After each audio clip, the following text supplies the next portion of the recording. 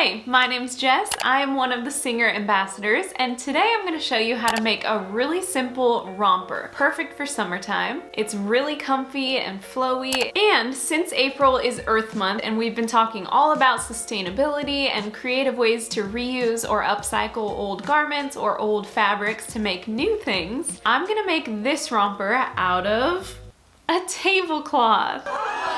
I've been making an effort lately to source my fabric more responsibly, so I'm always looking at thrift stores for fabric remnants or unique tablecloths or even bed sheets.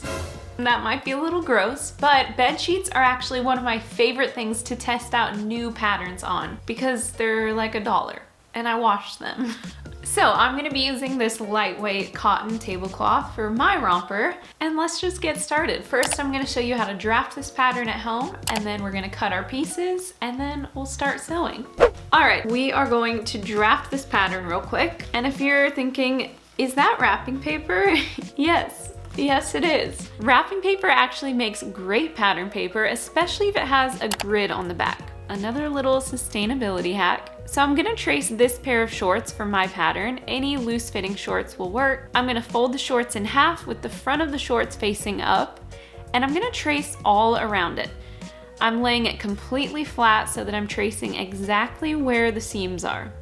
So now I'm just gonna straighten those lines with a ruler, and I'm making sure the width of the top of the shorts is my waist measurement divided by 4 plus an inch for ease. And I'm also adding an inch of width at the bottom of the shorts. This is gonna make these a little bit more flowy. I'm also adding 2 inches to the top of the shorts to make these high rise. And I'm gonna extend this inseam by an inch to make these more flowy. I'm gonna add a 2-inch hem at the bottom, and I'm also gonna drop this crotch seam down by about 2 inches. Again, flowy and loose is what we're going for, so I'm leaving myself plenty of room for that. And last but not least, I'm adding 1/2 inch seam allowance all around. Then I just felt in my soul that these needed to be an inch longer, so I went ahead and added an inch to the bottom. And now I'll cut it out and label it. Okay, now we're gonna use that front pattern piece to draw the back pattern. So I'm gonna trace it all around. I'm gonna add another 1/2 inch to this inseam. And I'm also adding a little bit more room for this curve around the back of the shorts, just because the back of the shorts typically need a little more room than the front. And I'm also adding a little more room to the hip curve as well. Now remember, this pattern already has seam allowance included because we traced it from a pattern that already had seam allowance, so that's already done. And now I'm just making sure it matches up with the front of the shorts at the side seam, the inseam, and the hemline. Once that's good, you can cut it out and label it. Okay, now for the easy part. I'm gonna trace the top of the romper from this flowy little tank top. So I'm just laying it nice and flat, and I'm gonna trace it all around. I'm gonna straighten this shoulder seam a little bit. I'm gonna drop the neckline down by about 4 inches, giving it a nice curved neckline and a nice curved armpit line. And now I'm drawing where the dart will go. So I'm just gonna draw some lines 1/2 inch on each side of the center line. And now we have a little dart to make this bodice a little more fitted. Now I'll add seam allowance all around and cut it out. And I'm gonna remember to cut this on the fold. This is only half of the front, so cut it on the fold. Okay, now we're gonna cheat again and make the back bodice out of the front. So I'm just gonna trace it all around. I'm gonna drop this neckline down by another 4 inches. And I'm adding 1/2 inch of length to the shoulder seam up at the top. And I'm also gonna add a little bit more room to the shoulders since the back needs a little more coverage than the front around where the shoulders will be. And remember, this one also has seam allowance already added, so I'm not adding any more to that. And now I'm making sure the front and the back match up perfectly. Then I'll cut it out and label it. And now I'm tracing my hand to make a simple little pocket pattern.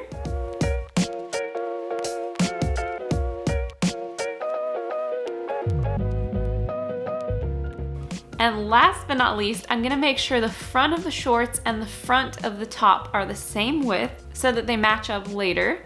And I'll do the same thing for the back. For fabric, I'm using about 2 to 2¼ yards of this lightweight cotton tablecloth. So I'm gonna lay it out and cut out all of my pieces. What's that? You don't have pattern weights? Well, that's what smartphones are for.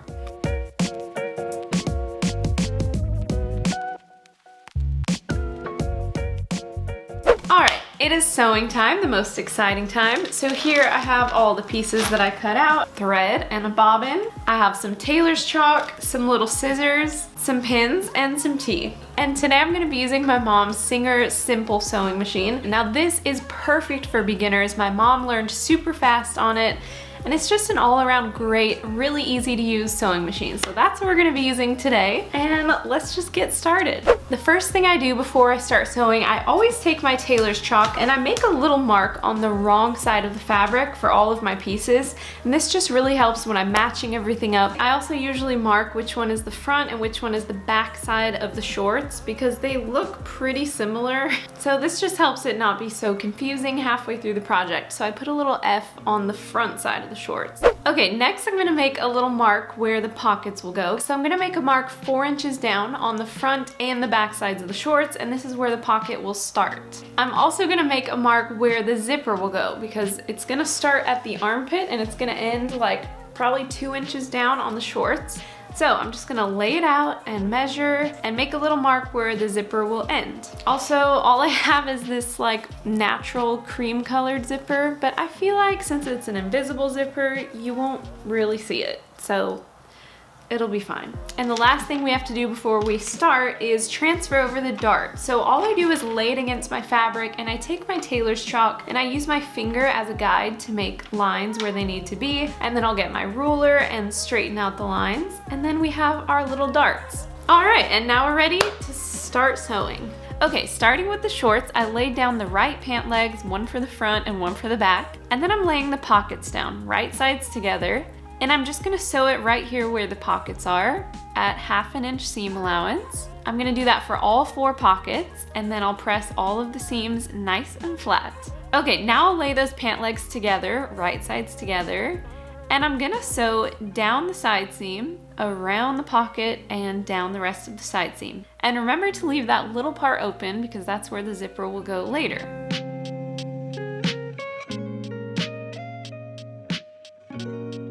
Okay, now for the fun part, I'm flipping one pant leg right side out and placing it inside the inside out pant leg. This way they'll be facing right sides together, which is what we want. So I'm gonna pin it all around the center seam and sew it all around. And now we have some beautiful shorts. I'm pressing it nice and flat, and I'm also gonna clip some little tiny triangles in the seam allowance of the crotch seam. This just helps the fabric stretch and go around the curves a little bit better. Now, moving on to the top of the romper, I'm gonna start by folding the darts in and pinning them down on the wrong side of the fabric, and I'm gonna sew along those pinned edges. I'm gonna press those seams nice and flat. And now we can connect the front to the back of the top, pinning them along the side seam and at the shoulder seams.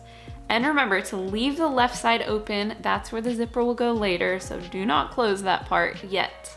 All right, I'm gonna sew those pinned edges, press the seams open, and now we can connect the shorts to the top of the romper. We are almost done. So I'm gonna put the top around the shorts, right sides together, and pin them together.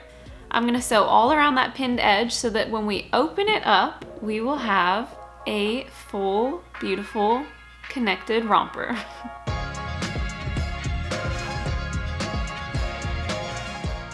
All right, it is the final day of sewing. We just have a few really small things to do. Next, we need to add this bias binding. So this is gonna go around the neckline, and then it's also gonna go around the armpit line. Basically, bias binding is just a strip of fabric cut on the bias of the fabric, which runs 45 degrees across the fabric. And it's the stretchiest part of the fabric, so it has the most give. So it's perfect for going around curves, going around necklines, and all kinds of things. So all I did was measure the entire neckline of this garment, and then I measured around the armpit, and then I just cut some diagonal strips of fabric, whatever that length was, and now we have our bias binding. So let's go ahead and add that. Okay, so I'm gonna take the bias binding and pin it to the neckline, right sides together, all around the entire neckline. Once I get to the end, I'm gonna fold one of the ends up by 1/2 inch. I'm gonna overlap the other end on top of that, trim off the excess, and pin it down. So then once we flip it over later, we're gonna have nice, neat edges all around. And I'm gonna do the same exact thing to the armpits. I'll pin it all around, trim off the excess, and remember, we're gonna leave this open for the zipper. Okay, now this part is crucial. I'm gonna press the seam allowance up towards the binding. And I'm gonna do an understitch here. Basically, I'm just sewing the seam allowance to the binding so that they're gonna lay nice and flat. Okay, once I do that, I'm gonna be very careful and trim the seam allowance down short, just to take away some of the bulkiness. After that, I'll fold the binding down by 1/2 inch, press it down all around, and then fold it down again by 1/2 inch. This is gonna create a nice, neat binding around the entire edge. So I'll just top stitch that down all around, and look how beautiful this looks. All right, we've arrived at my least favorite time of all. We're gonna attach this zipper. Now this is a 7 to 9 inch invisible zipper. I'm not gonna lie, I don't enjoy putting zippers on, but thankfully I have this zipper foot that came with the sewing machine. This zipper foot is a little bit more narrow than the regular presser foot so that you're not running into the zipper as you're sewing it. So it makes it super easy to attach a zipper. Let's just see how this goes. Okay, here we go. I'm gonna unzip the zipper and lay it right sides together against the romper. And I'm gonna pin it all around. I'm gonna take off the regular presser foot, attach the zipper foot, and start sewing this little zipper down nice and slow. And just like that, we have a fully functioning zipper. I'm so proud. Okay, the last thing we need to do is hem the bottom of the shorts. I'm gonna fold it up by 1 inch, press it down, and then fold it up by another inch, and then I'll just top stitch that down. And now we have a complete romper. I'm so happy with how this turned out. It's so comfy and is the perfect fit for me, and it only costed like $3 to make. Well, this brings us to the end of today's video. Thank you so much for watching. I hope you learned a little something, and I hope you get a chance to upcycle an old garment or some old fabric laying around the house to make something new. Have a great rest of your day, and I'll see you next time. Bye!